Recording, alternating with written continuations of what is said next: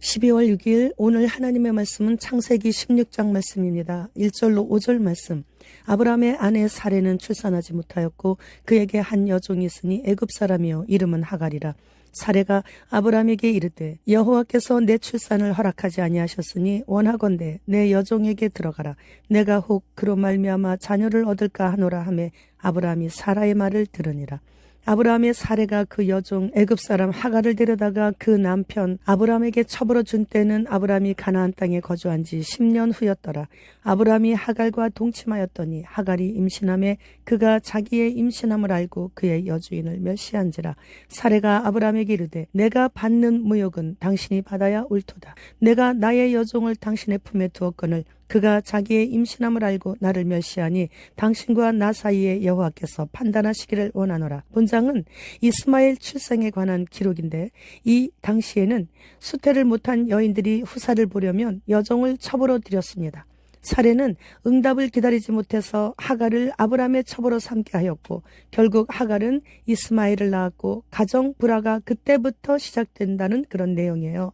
아브라함의 형제인 나홀과 하란은 아브라함이 하란을 떠나기 전 자식들이 다 있었는데 아브라함은 가나안에 온 지 10년이 지났는데도 자식이 없자 마음이 초조하고 불안해질 수밖에 없었죠. 특히 이스라엘 사회에서 자녀를 갖지 못하는 것은 수치스러운 일일 뿐만 아니라 심지어 하나님의 징계와 저주로까지 여겨졌습니다. 여종은 여주인의 허락이 있을 때에만 주인에게 첩이될 수 있었어요.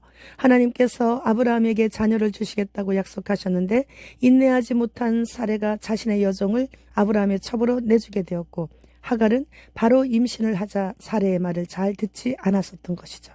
하나님을 불신하여 믿지 못하여 하갈을 첩으로 두게 된 아브라함은 사레의 말을 들은 결과로 임신한 하갈이 여주인 사레를 멸시함으로 인해 가정의 불화가 일어났던 것이에요. 이때 아브라함의 나이 85세, 사라의 나이 75세였죠. 그들이 오래 기다렸고 나이도 늙어 더 이상 자녀를 낳을 소망이 없다는 것에 하나님의 약속에 대한 그들의 믿음이 흔들렸고 아브라함으로서도 사레의 제안을 거부할 만한 믿음의 확신도 없었기에 그냥 따랐던 것입니다. 그 결과 이스마엘의 후손들과 이삭의 후손들이 지금까지 전쟁을 벌임으로 인해 국가 간의 전쟁이 끊임없이 일어났고 지금도 여전히 가장 적대시하는 철천지 원수가 되었습니다. 이스마엘 혈통에서 나온 종교인 이슬람교와 이삭의 혈통에서 나온 유다 지파 다윗의 자손으로 오신 예수 그리스도의 기독교 복음이 전파되는데 최고의 장벽이 이슬람이 되게 되어 결국 종교 전쟁이 되고 만 것이죠. 여주인 사레가 여호와에 대한 믿음의 틈이 생기자 불신앙의 행동으로 옮겼고 결국 한 가정의 가장인 남편과 자녀들 간의 문제가 지금까지 이렇게 이어져 내려오고 있는 것이에요. 따라서 어느 집이나 어머니의 신앙, 즉 여자의 신앙이 살면 가정도 살고 가문도 살고 민족도 살게 된다는 것이죠. 이처럼 여인들의 신앙이 중요한 것은 예나 지금이나 다방면으로 입증되고 있는 것이에요.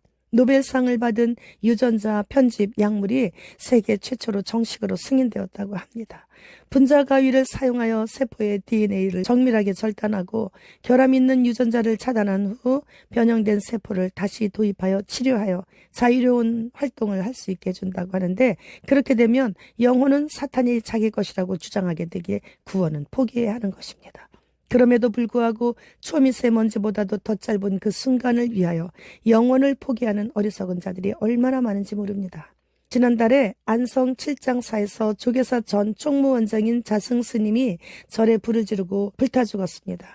100% 지옥 가는 자살을 한 거죠. 그럼에도 불구하고 불교계에서는 소신공양이라고 하면서 미화하고 있어요. 그 자살을. 자승은 그 절을 자신 개인의 것으로 생각했던 거예요. 기독교도 마찬가지예요. 그 교회가 목사 자신 개인의 교회인 것으로 착각하여 자신의 자녀에게 세습해 주는 것을 볼 때 불교나 기독교나 마찬가지가 되어버린 세상이에요. 그러나 심판의 그날에는 성전의 늙은이들인 목사들부터 심판을 행하신다고 말씀하셨기에 성전의 그 늙은이들이 하나님께서 하신 그 말씀의 뜻을 빨리 깨달아야 되는데 아직도 이해를 못하고 있다는 것이죠. 그런데 그날이 지금 코앞까지 가까웠다는 거예요. 누구나 이름만 대면 다 아는 그런 분들도 그날이 이렇게 가까운 것을 모르는데 무명의 우리는 그날이 언제쯤인지를 짐작을 하고 있기에 공중으로 이사갈 준비하느라고 항상 요즘 바쁘지 않습니까?